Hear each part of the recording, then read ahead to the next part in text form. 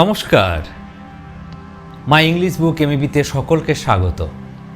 আজকে আমাদের খুব ছোটোবেলাকার একটা গল্প আমি তোমাদের সঙ্গে শেয়ার করতে চাই।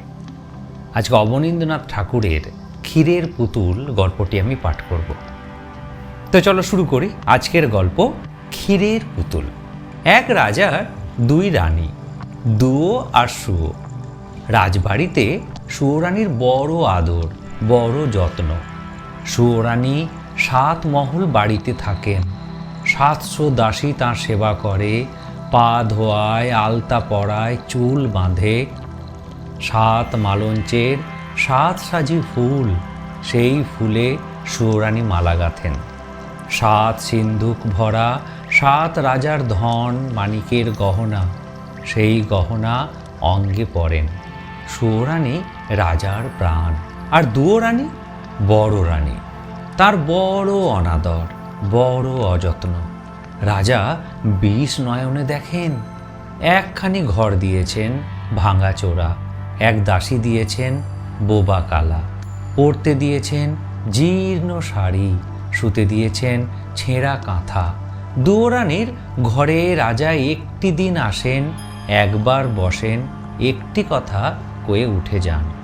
সুয়োরানী ছোট রানী, তারই ঘরে রাজা 12 মাস থাকেন। একদিন রাজা রাজমন্ত্রীকে ডেকে বললেন, মন্ত্রী, দেশ বিদেশ বেড়াতে যাব, তুমি জাহাজ সাজাও।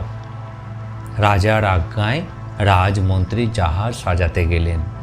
7খানা জাহাজ সাজাতে 7 মাস গেল। 6খানা জাহাজে রাজার চাকর বাকর যাবে, আর সোনার চাঁদোয়া ঢাকা সোনার জাহাজে রাজা নিজে যাবেন। মন্ত্রী এসে খবর দিলেন, মহারাজ, জাহাজ প্রস্তুত। রাজা বললেন, কাল যাব। মন্ত্রী ঘরে গেলেন। ছোট রানী সুয়োরানী রাজ অন্তপুরে সোনার পালঙ্কে শুয়েছিলেন। 7 সখী সেবা করছিল। রাজা সেখানে গেলেন। সোনার পালঙ্কে মাথার শিওরে বসে আদরের ছোট রানীকে বললেন, রানী, দেশ বিদেশ বেড়াতে যাব, তোমার জন্য কি আনবো? রানী ননির হাতে হীরের চুড়ি ঘুরিয়ে ঘুরিয়ে বললেন, হীরের রং বড় সাদা, হাত যেন শুধু দেখায়, রক্তের মতো রাঙা 8 গাছ মানিকের চুড়ি পাই তো পরি। রাজা বললেন, আচ্ছা রানী, মানিকের দেশ থেকে মানিকের চুড়ি আনবো। রানী রাঙা পা নাচিয়ে নাচিয়ে পায়ের নুপুর বাজিয়ে বাজিয়ে বললেন, এ নুপুর ভালো বাজে না, আগুনের বরণ নিরেট সোনার 10 গাছা মল পাই তো পরি। রাজা বললেন, সোনার দেশ থেকে তোমার পায়ের সোনার মল আনবো। রানী গলার গজমতি হার দেখিয়ে বললেন, দেখো রাজা, এ মুখ তো বড় ছোট, শুনেছি কোন দেশে পায়রার ডিমের মতো মুক্ত আছে, তারই 1 ছড়া হার এনো। রাজা বললেন, সাগরের মাঝে মুক্ত রাজ্য, সেখান থেকে গলার হার আনবো। আর কি আনবো রানী? তখন আদরিনী সুয়োরানী সোনার অঙ্গে সোনার আঁচল টেনে বললেন, মাগো, শাড়ি নয় তো, বোঝা। আকাশের মতো নীল, বাতাসের মতো ফুরফুরে, জলের মতো চিকন শাড়ি পাই তো পরে বাঁচি। রাজা বললেন, আহা, তাই তো রানী, সোনার আঁচলে সোনার অঙ্গে ছড় লেগেছে, ননির দেহে ব্যথা বেজেছে। রানী, হাসি মুখে বিদায় দাও। আকাশের মতো নীল, বাতাসের মতো ফুরফুরে, জলের মতো চিকন শাড়ি আনিগে। রানী হাসি মুখে রাজাকে বিদায় করলেন। রাজা বিদায় হয়ে জাহাজে চড়বেন, মনে পড়ল দুঃখিনী বড় রানীকে। দুয়ো রানী বড় রানী ভাঙা ঘরে ছেঁড়া কাঁথায় শুয়ে কাঁদছেন। রাজা সেখানে এলেন। ভাঙা ঘরের ভাঙা দুয়ারে দাঁড়িয়ে বললেন, বড় রানী, আমি বিদেশ যাব। ছোট রানীর জন্য হাতের বালা, গলার মালা, পায়ের মল, পরনের শাড়ি আনবো। তোমার জন্য কি আনবো বলে দাও, যদি কিছু স্বাদ থাকে। রানী বললেন, মহারাজ, ভালোই ভালোই তুমি ঘরে এলেই আমার সকল স্বাদ পূর্ণ হয়। তুমি যখন আমার ছিলে তখন আমার সোহাগও অনেক ছিল, স্বাদও অনেক ছিল। সোনার শাড়ি অঙ্গে পরে 7 মহল বাড়িতে হাজার হাজার আলো জ্বালিয়ে 700 সখীর মাঝে রানী হয়ে বসবার স্বাদ ছিল। সোনার পিঞ্জরে সুখ শাড়ির পায়ে সোনার নুপুর পরিয়ে দেবার স্বাদ ছিল। মহারাজ, অনেক স্বাদ ছিল, অনেক স্বাদ মিটেছে। এখন আর সোনার গহনায় সোনার শাড়িতে কি কাজ? মহারাজ, আমি কার সোহাগে হীরের বালা হাতে পরব, মতির মালা গলায় দেব, মানিকের সিঁথি মাথায় বাঁধব? মহারাজ, সেদিন কি আর আছে? তুমি সোনার গহনা দেবে, সে সোহাগ তো ফিরে দেবে না। আমার সে 780 সাতমহল বাড়ি তো ফিরে দেবে না, বনের পাখি এনে দেবে, কিন্তু মহারাজ সোনার খাঁচা তো দেবে না। ভাঙা ঘরে সোনার গহনা চোর ডাকাতে লুটে নেবে, ভাঙা খাঁচায় বনের পাখি কেন ধরা দেবে? মহারাজ, তুমি যাও, যাকে সোহাগ দিয়েছ তার স্বাদ মেটাওগে, ছাই স্বাদে আমার কাজ নেই। যা বললেন, না রানী, তা হবে না, লোকে শুনলে নিন্দে করবে, বলো তোমার কি স্বাদ? রানী বললেন, কোন লাজে গহনার কথা মুখে আনবো মহারাজ? আমার জন্যে পোড়ার মুখ একটা বাঁদর এনো। রাজা বললেন, আচ্ছা রানী, বিদায় দাও। তখন বড় রানী, দুও রানী ছেঁড়া কাঁথায় লুটিয়ে পড়ে কাঁদতে কাঁদতে রাজাকে বিদায় দিলেন। রাজা গিয়ে জাহাজে চড়লেন। সন্ধ্যাবেলা সোনার জাহাজ সোনার পাল মেলে অগাধ সাগরের নীল জল কেটে সোনার মেঘের মতো পশ্চিম মুখে ভেসে গেল। ভাঙা ঘরে দুও রানী নীল সাগরের পাড়ে চেয়ে ছেঁড়া কাঁথায় পড়ে রইলেন। আর আদরিনী সুরানী 7 মহল অন্তঃপুরে 700 সখীর মাঝে গহনার কথা ভাবতে ভাবতে সোনার পিঞ্জরে সোনার পাখির গান শুনতে শুনতে সোনার পালঙ্কে ঘুমিয়ে পড়লেন। রাজাও জাহাজে চড়ে দুঃখিনী বড় রানীকে ভুলে গেলেন। বিদায়ের দিনে ছোট রানীর সেই হাসি হাসি মুখ মনে পড়ে, আর ভাবেন এখন রানী কি করছেন? বোধ হয় চুল বাঁধছেন। এবার রানী কি করছেন? বুঝি রাঙা পায়ে আলতা পরছেন। এবার রানী 7 মালঞ্চে ফুল তুলছেন। এবার বুঝি 7 মালঞ্চের 7 সাজি ফুলে রানী মালা গাঁথছেন আর আমার কথা ভাবছেন। ভাবতে ভাবতে বুঝি 2 চক্ষে জল এলো, মালা আর গাঁথা হলো না। সোনার সুতো ফুলের সাজি পায়ের কাছে পড়ে রইল। বসে বসে সারা রাত কেটে গেল, রানীর চোখে ঘুম এলো না। সুরানী ছোট রানী, রাজার আদরিনী। রাজা তারই কথা ভাবেন, আর বড় রানী রাজার জন্যে পাগল, তার কথা একবারও মনে পড়ে না। এমনি করে জাহাজে দেশ বিদেশে রাজার 12 মাস কেটে গেল। 13 মাসে রাজার জাহাজ মানিকের দেশে এলো। মানিকের দেশে সকলই মানিক, ঘরের দেওয়াল মানিক, ঘাটের শান মানিক, পথের কাঁকর মানিক। রাজা সেই মানিকের দেশে সুয়োরানীর চুড়ি গড়ালেন। 8000 মানিকের 8 গাছি চুড়ি পড়লে মনে হয় গায়ের রক্ত ফুটে পড়ছে। রাজা সেই মানিকের চুড়ি নিয়ে সোনার দেশে এলেন। সেই সোনার দেশে স্যাকরার দোকানে নিরেট সোনার 10 গাছা মল গড়ালেন। মল জ্বলতে লাগলো যেন আগুনের ফিনকি, বাজতে লাগলো যেন বীণার ঝংকার, মন্দিরার রিনি রিনি। রাজা মানিকের দেশে মানিকের চুড়ি নিয়ে সোনার দেশে সোনার মল গড়িয়ে মুক্ত রাজ্যে এলেন। সে দেশে রাজার বাগানে 2টি পায়রা, তাদের মুক্তোর পা, মানিকের ঠোঁট, পান্নার গাছে মুক্তোর ফল খেয়ে মুক্তোর ডিম পাড়ে। দেশের রানী সন্ধ্যাবেলা সেই মুক্তোর মালা গাঁথেন, রাতের বেলায় খোঁপায় পড়েন, সকাল বেলায় ফেলে দেন।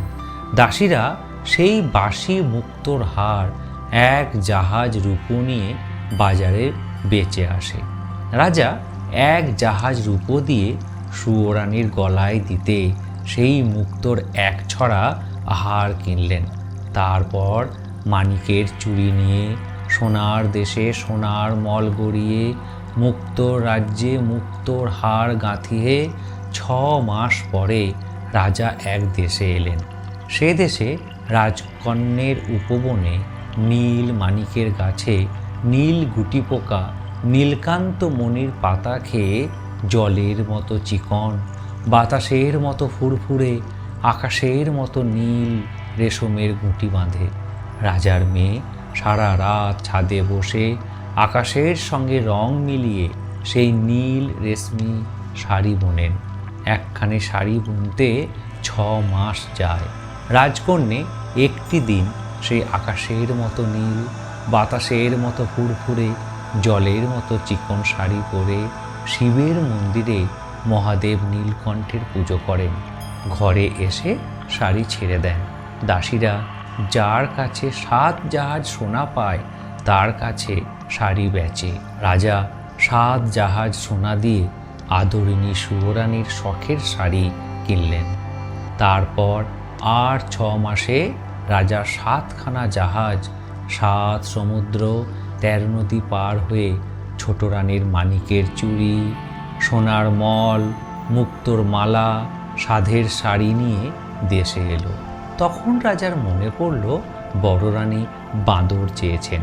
রাজা মন্ত্রীকে বললেন, মন্ত্রীবর, বড় ভুল হয়েছে, বড় রানীর বাঁদর আনা হয়নি, তুমি একটা বাঁদরের সন্ধানে যাও।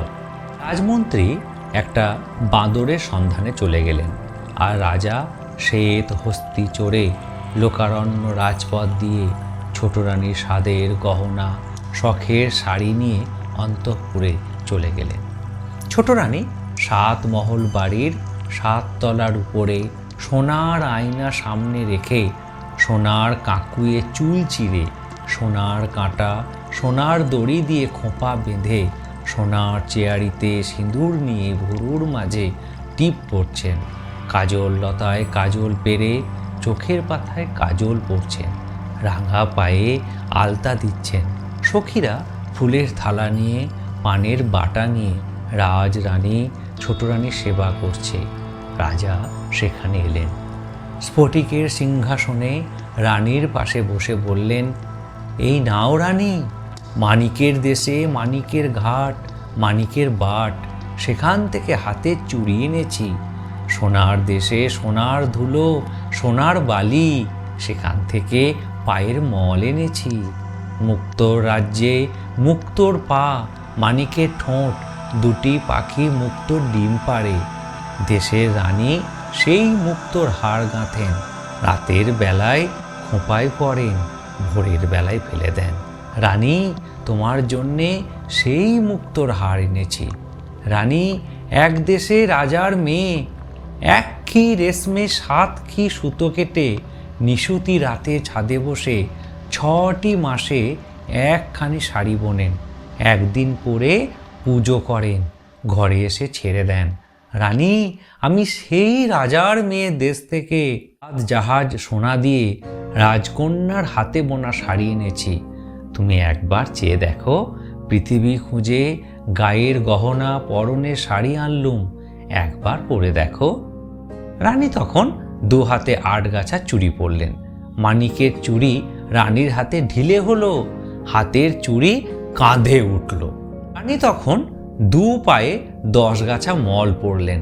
রাঙা পায়ে সোনার মল আলগা হলো, 2 পা যেতে 10 গাছা মল শানের উপর খসে পড়ল।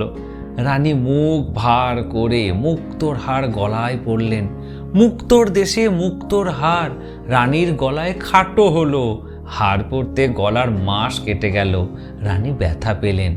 7 পুরু করে শখের শাড়ি অঙ্গে পরলেন। নীল রেশমের নীল শাড়ি হাতে বহরে কম পড়ল। রানীর চোখে জল এলো। তখন মানিনী ছোট রানী 8000 মানিকের 8 গাছা চুড়ি খুলে ফেলে নিরেট সোনার 10 গাছা মল পায়ে ঠেলে মুক্তোর মালা শখের শাড়ি ধুলোই ফেলে বললেন, ছাই গহনা, ছাই এ শাড়ি, কোন পথের কাঁকড় কুড়িয়ে চুড়ি গড়ালে মহারাজ, কোন দেশের ধুলোবালিতে এ মল গড়ালে? ছি ছি, এ কার বাসি মুক্তোর বাসি হার, এ কোন রাজকন্যার পরা শাড়ি, দেখলে যে ঘৃণা আসে, পরতে যে লজ্জা হয়। নিয়ে যাও মহারাজ, এ পরা শাড়ি পরা গহনায় আমার কাজ নেই। অভিমানে গোসা ঘরে খিল দিলেন। আর রাজা মলিন মুখে সাত জাহাজ সোনা দিয়ে কেনা সেই স্বাদের গহনা শখের শাড়ি নিয়ে রাজসভায় এলেন। রাজমন্ত্রী রাজ সিংহাসনের এক পাশে রাজ্যের মাঠ ঘাট দোকানপাট সন্ধান করে জাদুকরের দেশের এক বণিকের জাহাজ থেকে কানা কড়ি দিয়ে একটি বাঁদর ছানা কিনে বসে আছেন। রাজা এসে বললেন, মন্ত্রীবর, আশ্চর্য হলুম, মাপ দিয়ে ছোট রানীর গায়ের গহনা, পরনের শাড়ি আনলুম, সে শাড়ি সে গহনা রানীর গায়ে হলো না। তখন সেই বনের বানর রাজার পায়ে প্রণাম করে বললে, বড় ভাগ্যবতী পুণ্যবতী না হলে দেবকন্যের হাতে বোনা, নাগকন্যের হাতে গাঁথা মায়ারাজ্যের এ মায়া গহনা মায়া শাড়ি পরতে পায় না। মহারাজ, রাজভাণ্ডারে তুলে রাখো, যাকে বউ করবে তাকে পড়তে দিও। বানরের কথায় রাজা অবাক হলেন। হাসতে হাসতে মন্ত্রীকে বললেন, মন্ত্রী, বানরটা বলে কি? ছেলেই হলো না, বউ আনবো কেমন করে?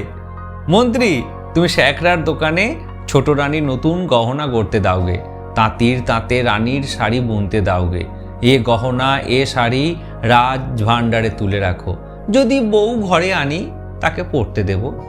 রাজমন্ত্রী শ্যাকরার দোকানে ছোট রানীর নতুন গহনা গড়াতে গেলেন, আর রাজা সেই বাঁদর কোলে বড় রানীর কাছে গেলেন। দুঃখিনী বড় রানী জীর্ণ আঁচলে পা মুছিয়ে ভাঙা ঘরে ছেঁড়া কাঁথায় রাজাকে বসতে দিয়ে কাঁদতে কাঁদতে বললেন, মহারাজ বসো, আমার এই ভাঙা ঘরে ছেঁড়া কাঁথায় বসো, আমার আর কি আছে তোমায় বসতে দেব? হায় মহারাজ, কতদিন পরে তুমি ফিরে এলে, আমি এমন অভাগিনী, তোমার জন্য ছেঁড়া কাঁথা পেতে দিল। রানীর কথায় রাজার চোখে জল এলো। ভাঙা ঘরে ছেঁড়া কাঁথায় বসে বড় রানীর কোলে বাঁদর ছানা দিয়ে বললেন, মহারানী, তোমার এ ছেঁড়া কাঁথা ভাঙা ঘর রানীর সোনার সিংহাসন সোনার ঘরের চেয়ে লক্ষ গুণে ভালো। তোমার এ ভাঙা ঘরে আদর আছে, যত্ন আছে, দুটো মিষ্টি কথা আছে, সেখানে তো তা নেই। রানী, সাত জাহাজ সোনা দিয়ে গায়ের গহনা পরনের শাড়ি দিয়েছি, ছোট রানী পায়ে ঠেলেছে, আর কানাকড়ি দিয়ে তোমার বাঁদর এনেছি, তুমি আদর করে কোলে নিয়েছ। রানী, আমি আর তোমায় দুঃখে দেব না, এখন বিদায় দাও, আমি আবার আসবো রানী। কিন্তু দেখো, ছোট রানী যেন জানতে না পারে তোমার কাছে এসেছি, শুনলে আর রক্ষে রাখবে না, হয় তোমায় নয়তো আমায় বিষ খাওয়াবে। এমনি করে রাত কাটল। ছোট রানীর সোনার পালঙ্কে ফুলের বিছানায় রাজার পাশে রাত কাটল, আর বড় রানীর জলে ঝড়ে ভাঙা ঘরে ছেঁড়া কাঁথায় রাত কাটল। সকাল হলো, রাজবাড়িতে প্রহরীখানায় প্রহর বাজল, নাকড়াখানায় নবত বাজল, রাজা রানীর ঘুম ভাঙল। রাজা সোনার ভৃঙ্গারে স্ফটিক জলে মুখ ধুয়ে রাজবেশে অঙ্গে পরে রাজ দরবারে নেমে গেলেন। আর ছোট রানী সোনার পালঙ্কে ফুলের বিছানায় ফুলের পাখায় হাওয়া খেতে খেতে পাশ ফিরে ঘুম গেলেন। আর বড় রানী কি করলেন? ভাঙা ঘরে সোনার রোদ মুখে পড়ল। রানী উঠে বসলেন, এদিকে দেখলেন ওদিকে দেখলেন, এ পাশ দেখলেন ও পাশ দেখলেন, বানর নেই। রানী এ ঘর খুঁজলেন ও ঘর খুঁজলেন, ঘরের চাল খুঁজলেন, গাছের ডাল খুঁজলেন, বানর নেই। বড় রানী কাঁদতে লাগলেন, বানর কোথা গেল? বানর ভাঙা ঘরে ঘুমন্ত রানীকে একলা রেখে রাত না পোহাতে রাজ দরবারে চলে গেল। রাজা বার দিয়ে দরবারে বসেছেন, চারিদিকে সভাসদ মন্ত্রী, দুয়ারে সিপাই সান্ত্রী, আশেপাশে লোকের ভিড়। রানীর বানর সেই লোকের ভিড় ঠেলে সিপাই সান্ত্রীর হাত এড়িয়ে রাজার পায়ে প্রণাম করে বললে, মহারাজ, বড় সুখবর এনেছি, মায়ের আমার ছেলে হবে। রাজা বললেন, ওরে বানর, বলিস কি? এ কথা কি সত্য? বড় রানী দুয়ো রানী তার ছেলে হবে? দেখিস, এ কথা যদি মিথ্যা হয় তো তোকেও কাটবো আর তোর মা দুয়ো রানীকেও কাটবো। বানর বললে, মহারাজ, সে ভাবনা আমার, এখন আমায় খুশি করো, আমি বিদায় হই।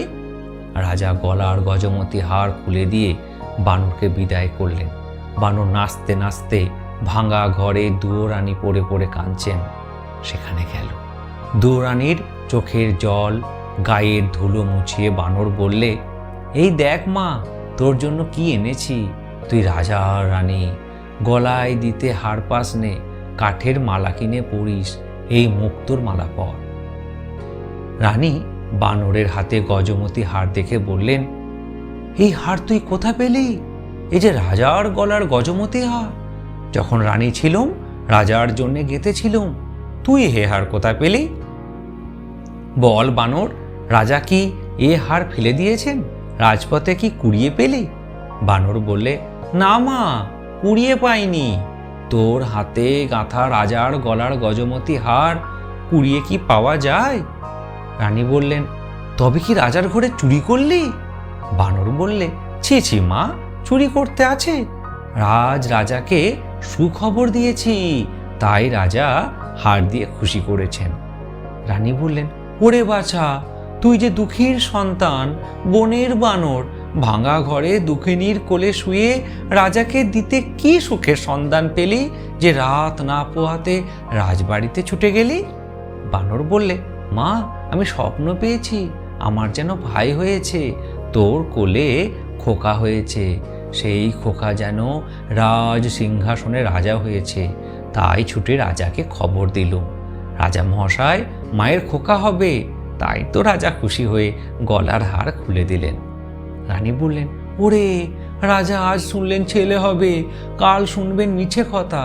আজ রাজা গলায় দিতে হার দিলেন, কাল যে মাথা নিতে হুকুম দেবেন। হায় হায়, কি করলি? এক মুঠো খেতে পাই, এক পাশে পড়ে থাকি, তবু বছর গেলে রাজার দেখা পাই, তুই আমার তাও ঘোচালি। ওরে তুই কি সর্বনাশ করলি?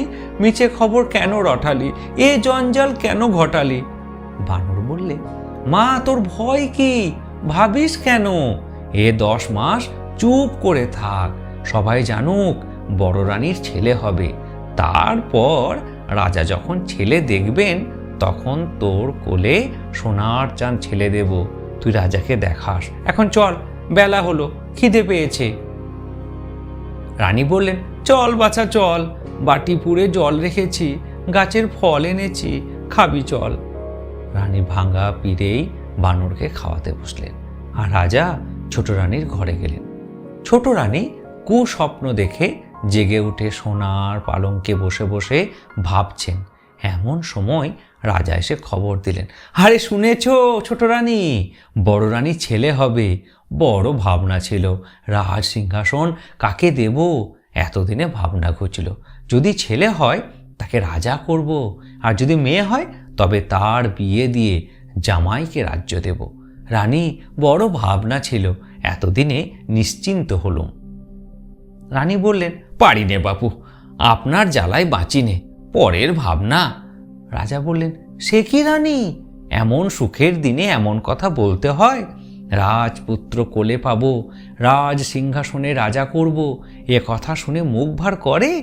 রানী, রাজবাড়িতে সবার মুখে হাসি, তুমি কেন অকল্যাণ করো? রানী বললেন, আর পারিনি, কার ছেলে রাজা হবে, কার মেয়ে রাজ্য পাবে, কে রাজ সিংহাসনে বসবে, এত ভাবনা ভাবতে পারিনি। নিজের জ্বালায় মরি, পরের ছেলে মরলো বাঁচলো তার খবর রাখিনি। বাবারে, সকালবেলা বকে বকে ঘুম হলো না, মাথা ধরলো, যাই নিয়ে আসি। রাগ ভরে ছোট রানী 8 গাছা চুড়ি 10 গাছা মল ঝমঝমিয়ে একদিকে চলে গেলেন। রাজার বড় রাগ হলো, রাজকুমারকে ছোট রানী মর বললে। রাজা মুখ আধার করে বারমহলে চলে এলেন। রাজা রানীতে ঝগড়া হলো। রাজা আর ছোট রানীর মুখ দেখলেন না, বড় রানীর ঘরেও গেলেন না। ছোট রানী শুনে যদি বিষ খাওয়ায়, বড় রানীকে প্রাণে মারে। রাজা বারমহলে একলা রইলেন।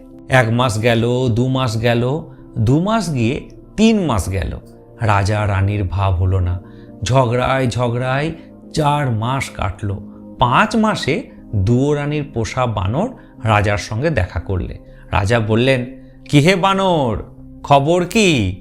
বানর বললে, মহারাজ, মায়ের বড় দুঃখ, মোটা চালের ভাত মুখে রোচে না, মা আমার না খেয়ে কাহিল হলেন।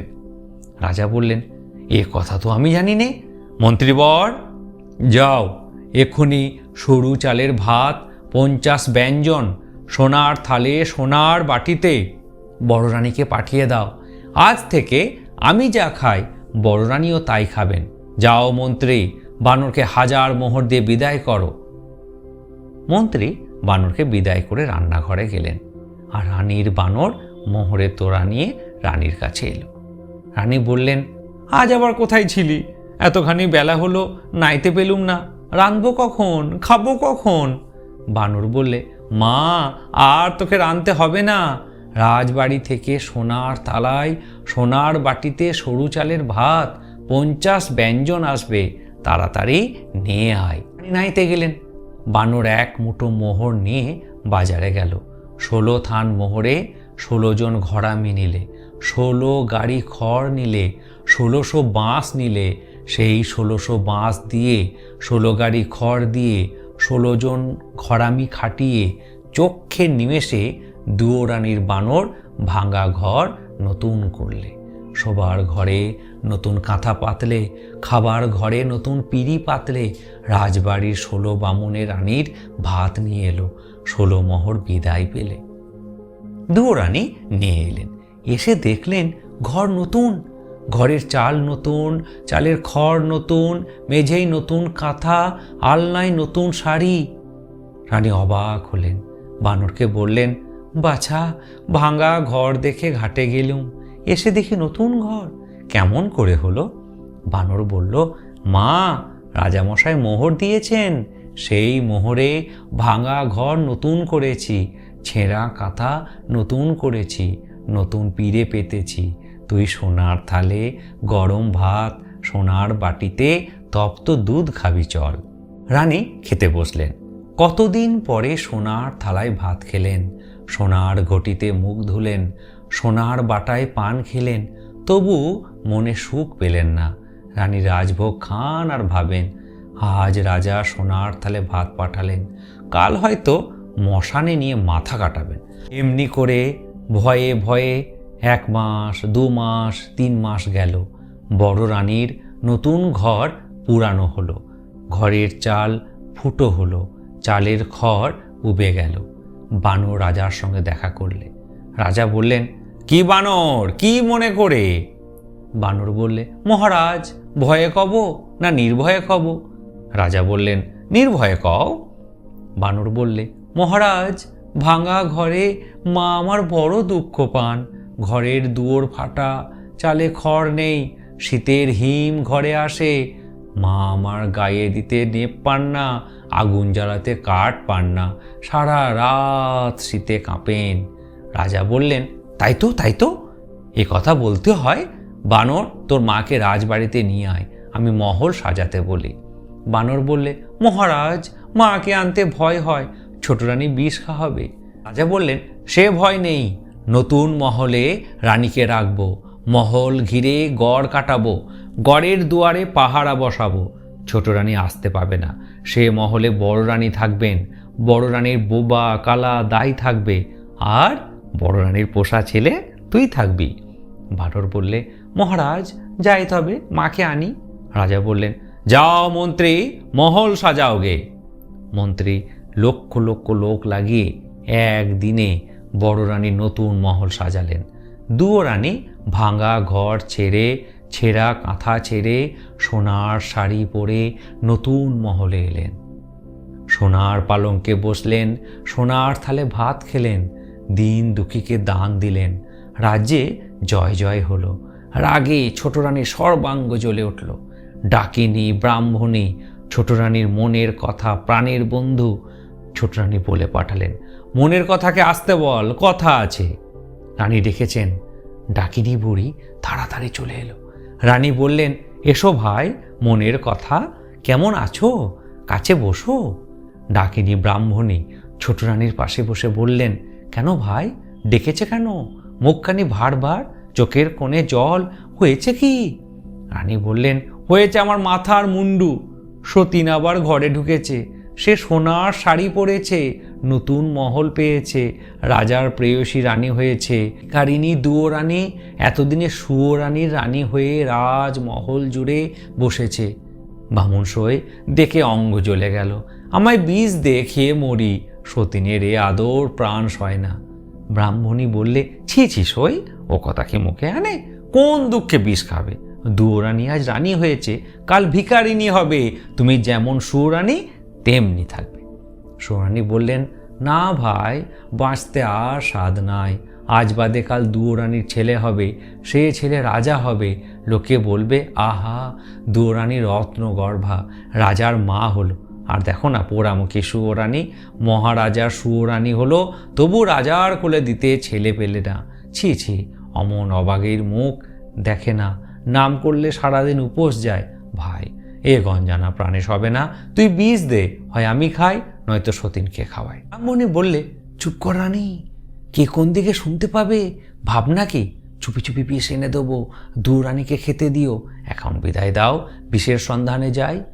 রানী বললেন, যাও ভাই, কিন্তু দেখো বিষ যেন আসল হয়, খেতে না খেতে বড় রানী ঘুরে পড়বে। ডাকিনী বললে, ভয় নেই গো, ভয় নেই। আজ বাদে কাল বড় রানীকে বিষ খাওয়াবো, জন্মের মতো মা হবার স্বাদ ঘোচাবো। তুমি নির্ভয়ে থাকো।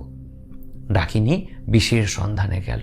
বনে বনে খুঁজে খুঁজে ভর সন্ধ্যাবেলা ঝোপের আড়ালে ঘুপন্ত সাপকে মন্ত্রে বশ করে তার মুখ থেকে কালকুট বিষ এনে দিল। ছোট রানী সেই বিষে মুগের নাড়ু, ক্ষীরের ছাঁচ, মতিচুর মেঠাই করলেন। একখানা থালা সাজিয়ে ডাকিনী ব্রাহ্মণীকে বললেন, ভাই, এক কাজ কর, এই বিষের নাড়ু বড় রানীকে বেচে আয়। ব্রাহ্মণী থালা হাতে বড় রানীর নতুন মহলে গেল। বড় রানী বললেন, আইলো আয়, এতদিন কোথায় ছিলি? দুয়োরানী বলে, কি ভুলে থাকতে হয়?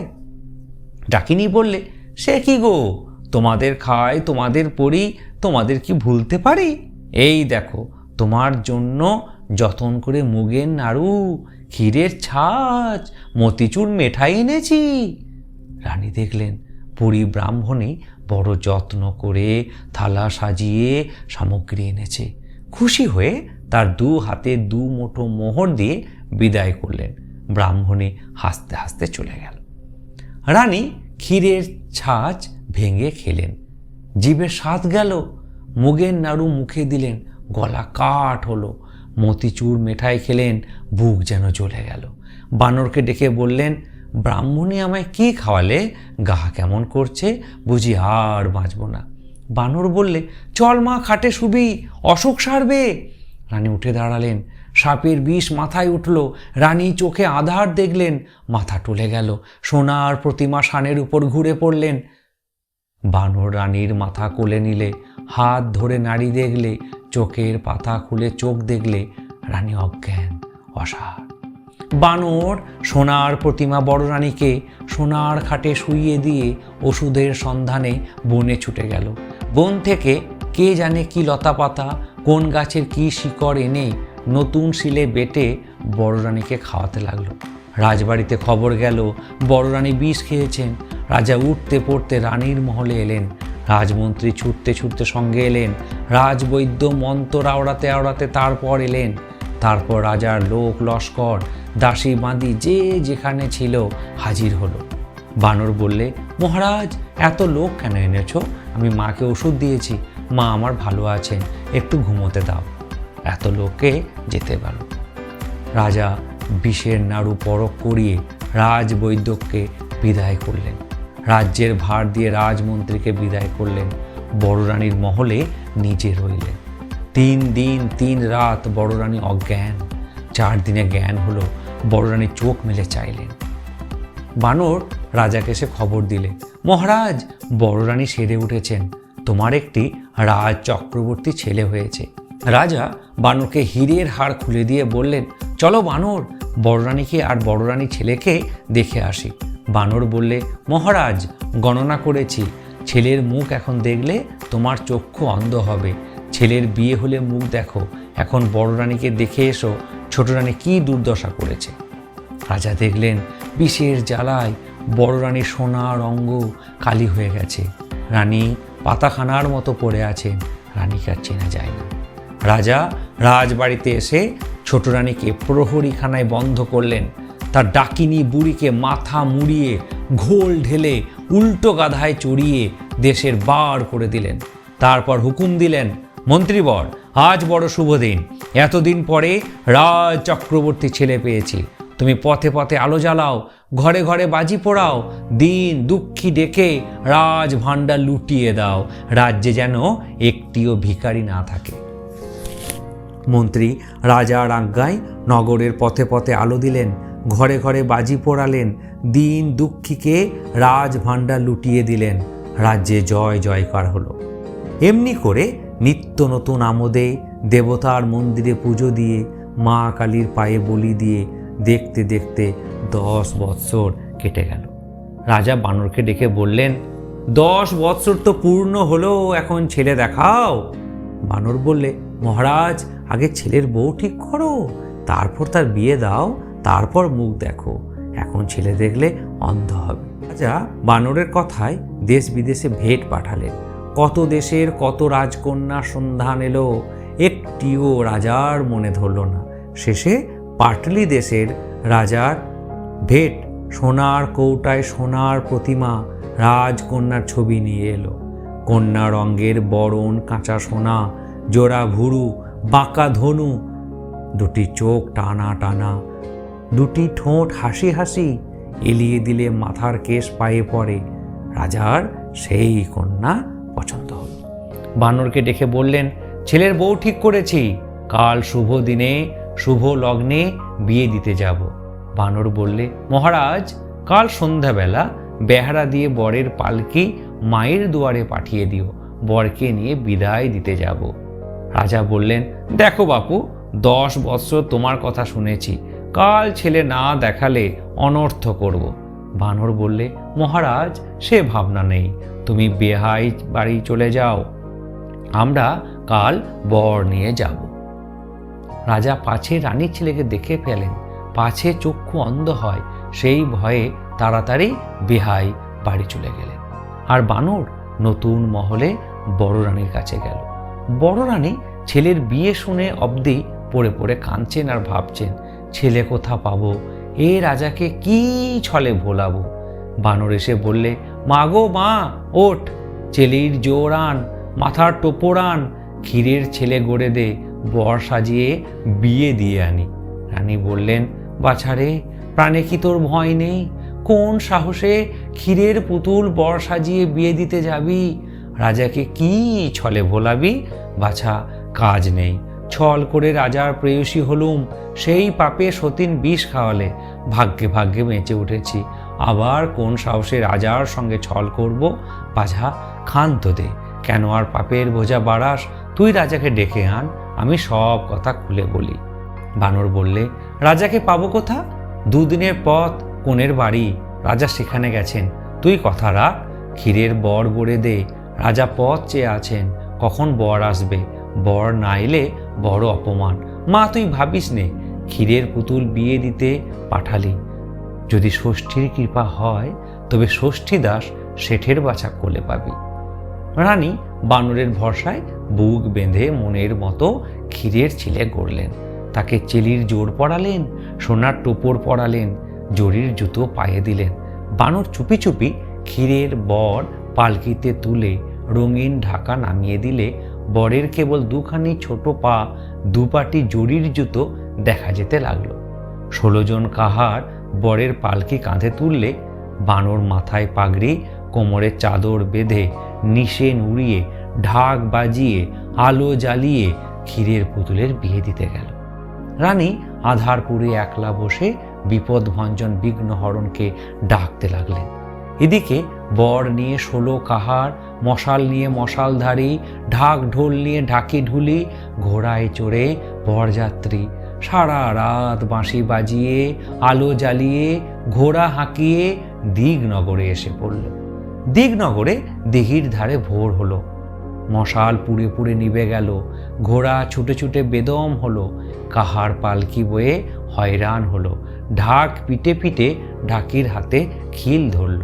বানর দিঘির ধারে তাঁবু ফেলতে হুকুম দিলে দিঘির ধারে ষষ্ঠীতলায় বরের পালকি নামিয়ে কাহারদের ছুটি দিলে মন্ত্রীকে ডেকে বলে দিলেন, মন্ত্রী মশাই, রাজার হুকুম, বরকে যেন কেউ না দেখে। আজকের দিনে বর দেখলে বড় অমঙ্গল। মন্ত্রী রাজার হুকুম জারি করলেন। রাজার লোকজন দিঘির জলে নিয়ে রেঁধে বেড়ে খেয়ে তাঁবুর ভিতর শুয়ে রইল। বটগাছের দিকে এলো না। গাঁয়ের বৌঝি ষষ্ঠী ঠাকুরনের পুজো দিতে এলো। রাজার পাহারা হাঁকিয়ে দিলে। সেদিন বটতলায় ষষ্ঠী ঠাকুরনের পুজো হলো না। ষষ্ঠী ঠাকুরন খিদের জ্বালায় অস্থির হলেন। তেষ্টায় গলা শুকিয়ে কাঠ হলো। বানর মনে মনে হাসতে লাগলো। এমনি বেলা অনেক হলো। ষষ্ঠী ঠাকুরনের মুখে জল বিন্দু পড়ল না। ঠাকুরন কাঠামোর ভিতর ছটফট করতে লাগলেন। ঠাকুরনের কালো বিড়াল মিউ মিউ করে কাঁদতে লাগলো। বানর তখন মনে মনে ফন্দি এঁটে পালকির দরজা খুলে রেখে আড়ালে গেল। ষষ্ঠী ঠাকুরন ভাবলেন, আপদ গেল। কাঠপাটা রোদে কাঠামো থেকে বার হয়ে নৈবেদ্যের ছোলাটা কলাটা সন্ধান করতে লাগলেন।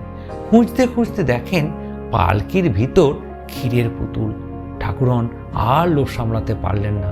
মনে মনে ঘুমপাড়ানি মাসিপিসিকে স্মরণ করলেন। দিগনগরে যখন দিন, ঘুমের দেশে তখন রাত। ঘুমপাড়ানি মাসিপিসি সারা রাত দিগনগরের ষষ্ঠীর দাস শেঠোর বাচ্চা ছেলেদের চোখে ঘুম দিয়ে সকালবেলা ঘুমের দেশে রাজার মেয়েকে ঘুম পাড়িয়ে অনেক বেলায় একটুখানি চোখ বুজেছেন। এমন সময় ষষ্ঠী ঠাকুরনের ডাক পড়ল। ঘুমের দেশে ঘুমপাড়ানি মাসি জেগে উঠলেন। ঘুমপাড়ানি পিসি উঠে বসলেন। দুই বোনে ঘুমের দেশ ছেড়ে দিগনগরে এলেন। ষষ্ঠীর পায়ে প্রণাম করে বললেন, ঠাকুরন, দিন দুপুরে ডেকেছেন কেন? ঠাকুরন বললেন, বাছারা, এতখানি বেলা হলো, এখনো ভোগ পাইনি। তোরা একটি কাজ কর, দেশের যে যেখানে আছে ঘুম পাড়িয়ে দে। আমি ডুলির ভিতর ক্ষীরের পুতুলটি খেয়ে আসি। ষষ্ঠী ঠাকুরনের কথায় মাসিপিসি মায়া করলেন। দেশের লোক ঘুমিয়ে পড়ল। মাঠের মাঝে রাখাল, ঘরের মাঝে খোকা, খোকার পাশে খোকার মা, খেলা ঘরে খোকার দিদি ঘুমিয়ে পড়ল। ষষ্ঠী তলায় রাজার লোকজন, পাঠশালায় গাঁয়ের ছেলেপিলে ঘুমিয়ে পড়ল। রাজার মন্ত্রী হুকর নল মুখে ঘুমিয়ে পড়লেন। গাঁয়ের গুরু বেতাতে ঢুলে পড়লেন। দিগনগরে দিন দুপুরে রাত এলো। মাসিপিসি সবার চোখে ঘুম দিলেন। জেগে রইল গাঁয়ের মাঝে রাস্তার শিয়াল কুকুর, দিঘির ধারে রাজার হাতি ঘোড়া, বনের মাঝে বনের পাখি, গাছের ডালে রানীর বানর। আর জেগে রইল ষষ্ঠীর দাস, বনের বেড়াল, জলের বেড়াল, গাছের বেড়াল, ঘরের বেড়াল। ষষ্ঠী ঠাকুরন তখন ডুলি খুলে ক্ষীরের ছেলে হাতে নিলেন। ক্ষীরের গন্ধে গাছ থেকে কাঠ বেড়াল নেমে এলো। বন থেকে বন বেড়াল ছুটে এলো। জল থেকে উদ বেড়াল ছুটে এলো। কুনো বেড়াল কোণ ছেড়ে ষষ্ঠীতলায় চলে এলো। ষষ্ঠী ঠাকুরন ক্ষীরের ছেলের 10টি আঙুল বেড়ালদের খেতে দিলেন। নিজে ক্ষীরের হাত, ক্ষীরের পা, ক্ষীরের বুক, পিঠ, মাথা খেয়ে ক্ষীরের 2টি কান মাসিপিসির হাতে দিয়ে বিদায় করলেন। মাসিপিসি ঘুমের দেশে চলে গেলেন। দিগনগরের দিঘির ঘাটে বরযাত্রীর ঘুম ভাঙল। গাঁয়ের ভিতর ঘরে ঘরে গ্রামবাসীর ঘুম ভাঙল। ষষ্ঠী ঠাকুরন তাড়াতাড়ি মুখ মুছে কাঠামোয় ঢুকতে যাবেন, এমন সময় বানর গাছ থেকে লাফিয়ে পড়ে বললেন, ঠাকুরন, পালাও কোথা? আগে ক্ষীরের ছেলে দিয়ে যাও। চুরি করে ক্ষীর খাওয়া ধরা পড়েছে, দেশ বিদেশে কলঙ্ক রাটাবো। ঠাকুরন ভয় পেয়ে বলে, মর, এ মুখ পড়া বলে কি? সর, আমি পালাই, লোকে আমায় দেখতে পাবে। বানর বললে, তা হবে না, আগে ছেলে দাও, তবে ছেড়ে দেব, নয়তো কাঠামো শুদ্ধ আজ তোমায় দিঘির জলে ডুবিয়ে যাব। ক্ষীরের চুরির শাস্তি হবে। ঠাকুরন লজ্জায় মরে গেলেন। ভয়ে কাঁপতে কাঁপতে বললেন, বাছা, চুপ কর, কে কোন দিকে শুনতে পাবে? তোর ক্ষীরের ছেলে খেয়ে ফেলেছি, ফিরে পাবো কোথা? ওই বটতলায় আমার ছেলেরা খেলা করছে। তোর যেটিকে পছন্দ সেটিকে নিয়ে বিয়ে দিকে যা। আমার বরে দুরানি তাকে আপনার ছেলের মতো দেখবে। এখন আমায় ছেড়ে দে। বানর বললে, কই ঠাকুরন, বটতলায় তো ছেলের নেই। আমায় দিব্যচক্ষু দাও, তবে তো ষষ্ঠীর দাস শেঠের বাচ্চাদের দেখতে পাবো। ষষ্ঠী ঠাকুরন বানরের চোখে হাত বোলালেন। বানরের দিব্যচক্ষু হলো। বানর দেখল ষষ্ঠীতলা ছেলের রাজ্য, সেখানে কেবল ছেলে, ঘরে ছেলে, বাইরে ছেলে, জলে স্থলে পথে ঘাটে গাছের ডালে সবুজ ঘাসে যেদিকে দেখে সেই দিকেই ছেলের পাল, মেয়ের দল। কেউ কালো, কেউ সুন্দর, কেউ শ্যামলা, কারো পায়ে নুপুর, কারো কাঁকলে হেলে, কারো কাঁকালে হেলে, কারো গলায় সোনার দানা, কেউ বাঁশি বাজাচ্ছে, কেউ ঝুমঝুমি ঝুমঝুম করছে, কেউ বা পায়ের নুপুর বাজিয়ে বাজিয়ে কচি হাত ঘুরিয়ে ঘুরিয়ে নেচে বেড়াচ্ছে। কারো পায়ে লাল জতুয়া, কারো মাথায় রাঙা টুপি, কারো গায়ে ফুলদার লক্ষ টাকার মলমলি চাদর। কোনো ছেলে রোগা রোগা, কোনো ছেলে মোটা সোটা, কেউ দস্যি, কেউ লক্ষ্মী। একদল কাঠের ঘোড়া টকবক খাকাচ্ছে, একদল দিঘির জলে মাছ ধরছে, একদল বাঁধের জলে নাইতে নেমেছে, একদল তলায় ফুল কুড়োচ্ছে, একদল গাছের ডালে ফল পাড়ছে। চারিদিকে খেলাধুলো, মারামারি, হাসি কান্না। সে এক নতুন দেশ, স্বপ্নের রাজ্য। সেখানে কেবল ছুটোছুটি, কেবল খেলাধুলো। সেখানে পাঠশালা নেই, পাঠশালের গুরু নেই, গুরুর হাতে বেত নেই। সেখানে আছে দিঘির কালো জল, তার ধারে সর বন, তেপান্তরের মাঠ, তারপরে আম কাঁঠালের বাগান, গাছে গাছে ন্যায্যলা টিয়ে পাখি, নদীর জলে গোল চোখ বেয়াল মাছ, কচু বনে মশার ঝাঁক। আর আছেন বনের ধারে বনগাবাসী মাসি পিসি, তিনি ক্ষয়ের মোয়া গড়েন। ঘরের ধারে ডালিম গাছটি, তাতে প্রভু নাচেন। নদীর পাড়ে জন্তি গাছটিতে, তাতে জন্তি ফুল ফলে।